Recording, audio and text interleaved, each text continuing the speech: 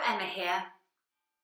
In this week's Hypnoblog, I wanted to talk about a characteristic that many people suffering from anxiety or depression will have developed, and that is global thinking, all or nothing thinking. If you've seen any of my videos before, you've probably seen the one that explains about how as our anxiety levels go up and we get into depression, we start to lose intellectual control, and this primitive brain steps in to try and help, that always works within the parameters of anxiety, depression and anger, or a combination of all three. When it does, it behaves in a certain way, and one of those things is for thinking about the worst possible scenario, but also it will think in all or nothing terms, global thinking. I will never be able to do this. I'll never get married. I'll never get out of this financial situation. I'll never be able to afford a house. It's all going wrong. My life is all terrible. If I had £1 for every time I had a client in front of me who sat down and said, "I've tried everything. You're my last hope. Nothing works," then I'll be doing quite well, because that's probably the most common thing I hear when somebody's introducing themselves and their problem. But of course, when you think about it, none of that is true. I've tried everything. Well, no, you haven't. You've only tried what you know. Or probably more accurately, you've tried what you've decided to try from things that people have told you about. But again, we only know what we know.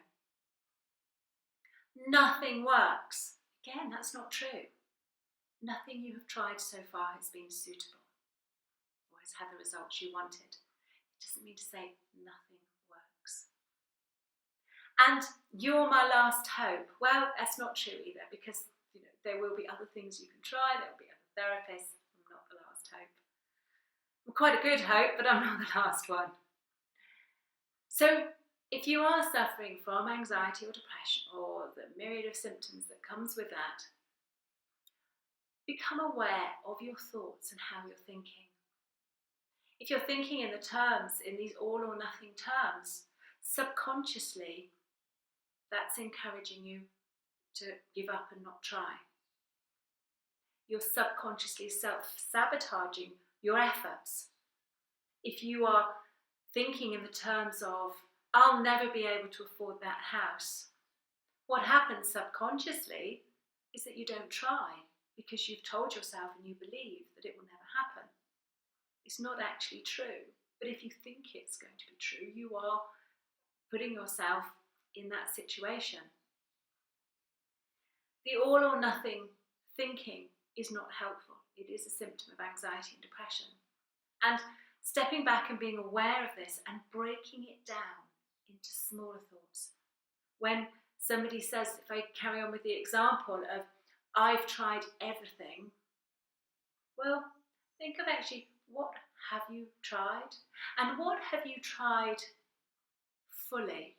Not just what you've given a bit of thought to and dismissed, or what you've done once and didn't work instantly, so you've dismissed.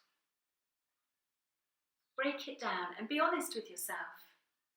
Because when you can do that, then you can start working out the steps that you can take, instead of focusing on what you can't do and what hasn't happened and what doesn't work. It's focusing on what else there is. So what else can you possibly try? What else can you do that will make steps towards the direction you want to go in? What else would show you that you are working towards your goals? Thinking in terms of the problem and this global problem is going to keep you stuck in your vicious cycle that happens when we get into anxiety and depression. Start breaking away by looking at what you can do. Breaking down this global thinking into the small little chunks that are more realistic and put you in charge of the reality.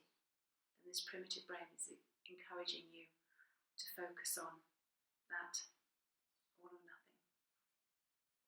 So that's it until next week. So break your global thinking down, become aware that you're doing this, and think in terms of small